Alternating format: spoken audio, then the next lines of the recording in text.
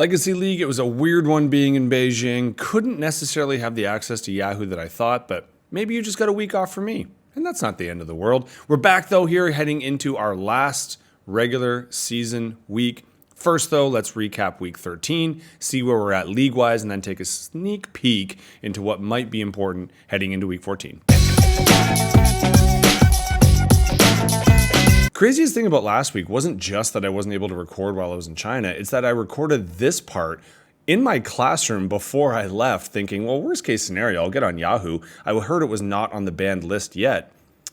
And then it was, and I really struggled just to start my lineup. So there was what it was. Anyway, we're back. Week 13 was super entertaining, but not always for the reasons I thought it was going to be. We do seem to have now our kind of powerhouses. And again, I didn't pick these ones out of the lineup, but it did make me think a little bit. If the Patriots and the Bears are our 1 seeds, is there a chance that the schedules just have gone a bit too far? I mean, it seems like every week, not that I'm cheering for the Bills and the Chiefs or the Eagles, but they're playing like the Monstars from Space Jam, and I feel like the Patriots just get the Titans every third week. I know that's not 100% true, and it's just a soft spot in especially the Bears schedule, but I don't know. Do we really, really want always the mediocre teams to climb up? The answer is maybe, or maybe they're not mediocre. And the wonderful thing about the schedule is we get to find out starting today. The Packers have owned, well, Rodgers will say it's him, have owned the Bears. I think it's like 16 out of the last 17 they've taken from them. But to be honest with you, at this point in the year, for the last couple years, the Bears have already been in tank mode, so I don't really know if that's an accurate stat. Now we have a team that's coached really well, runs the ball, and just apparently never turns it over against the Packers, who need the win way more than the Bears do. And I think they play them twice still. That's another one that's been kind of sticky. A lot of the divisional matchups really weighted, so you've got some that are super interesting, like the South. And I mean, the Colts look great, and yeah, I said this last week that I thought they were going to struggle with Houston, and now they have the Jags. So yeah, they came out to that hot start, but if they don't keep going, it could be kind of rocky. And the Jags I don't take seriously, but they seem to just get turnovers when they need them. And Daniel Jones only has one healthy leg. He has a broken leg, and they're just acting like it's okay. Like, he'll be fine. Will he, or is this like an ESPN 30 for 30 that's going to be made in 6 years about how he actually just saw someone's leg fall off in the middle of the game? The North is kind of the same situation. They're all playing each other. And AFC, I should say. NFC is doing fine. None of them are any good, and one of them have to make the playoffs. I mean, Pittsburgh, I can't believe it, but Rodgers is going to do the impossible, not just look like the homeless caddy from Happy Gilmore 1. I hate that I had to say Happy Gilmore. Can we pretend Happy Gilmore 2 just didn't happen? Good, move on. But actually, he might get Mike Tomlin fired, not just because Steeler Nation is posting really, really funny predictions about what's about to happen than it does, but he's kind of turned their offense into and their defense was always kind of except for their pass rusher. But like I said, Baltimore, super thankful that everyone was too fat, lazy, and drunk to actually watch their game last week, because if so, I think we'd be panicking. And speaking of health, I just don't think Lamar is.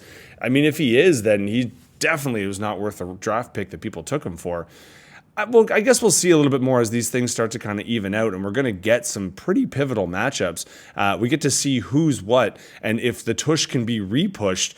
But regardless, I think football is important to us. But let's be honest, the fact that this is going into week 14, we might care about fantasy just a little bit more, just a little bit more. So let's get on to results, and so we can start looking ahead to what these playoffs are going to start to look like. Being in China, I was on and off with things like WhatsApp, so I don't know if Rennie was pointing it out, but he must have been frustrated on this one. This was a 1 versus 2 situation. He would have beaten anybody else except for his potential or long-lost son. Can't say this enough. Huge win for you. Obviously, Rennie, huge loss. This was a very pivotal matchup. And if you look at the top, it looks like a lot of Rennie here. He had the quarterback one.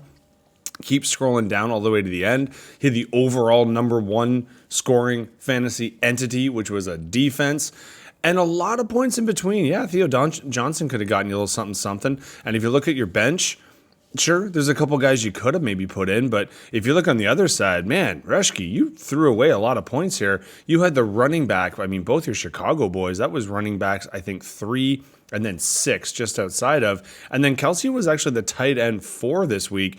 Luckily for you, you did start the defense 3, quarterback 3, and we go all the way up to the wide receiver 2 and Jay Will. So that made up for the fact that Adudze went out.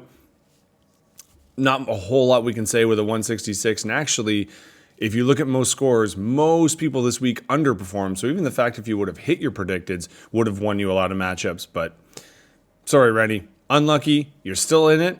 Technically still top 6. So don't go crying too hard. But Kent, like I said, huge win last week. Speaking of a huge win, that's B squared over top of J squared. I don't know if that math tracks, but hanging into their top 6 in their playoff spot going into it and really giving a blow to Gene here, who needed this win to pop up. Now, in Gene's defense, he would have thought things were going well. Dax has been a great quarterback just outside the top 5. A.J. Brown finally did something after I made fun of him for so much. He was obviously the wide receiver 1. But then if you keep looking down, we don't have a whole lot on the go. Unfortunately, Gene, I mean, I don't blame you for not putting in, Vidal over Barkley. That would have been a flex, but he was the running back too and really would have helped you out.